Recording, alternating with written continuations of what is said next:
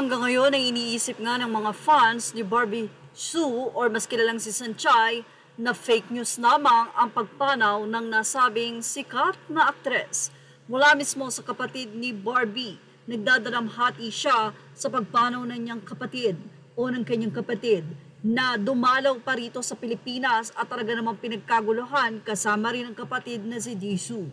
Ayon kay D, sila ay nagbakasyon lamang sa Japan at doon nga ay tila nahawa ang nasabi nga pong aktres na si Barbie at pumanaw kinalaunan sa sakit na pneumonia.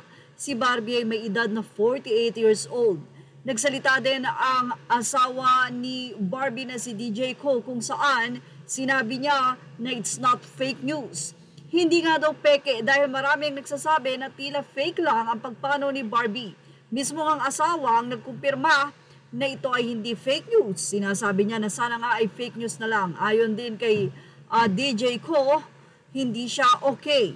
I'm not okay.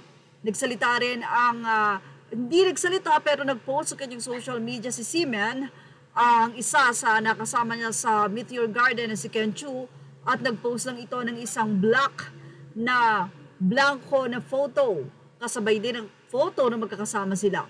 At ang pinakihihintay ng lahat, ang sasabihin ng kanyang naging love team sa Meteor Garden na si Dao Mingsu.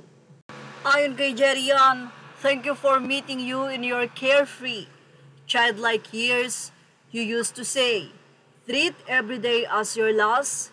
Have a great time. I hope you walk slowly this time from now on in other world. There will be no worries and the years will be quiet. Kibat ng nasabing mensahe ay ibinahagi din ni Dao Mingsu ang ilan sa mga scene nila ni Sanchay sa Meteor Garden na kung saan ay sobrang kinakiligan at talaga namang sinundan ng mga netizen.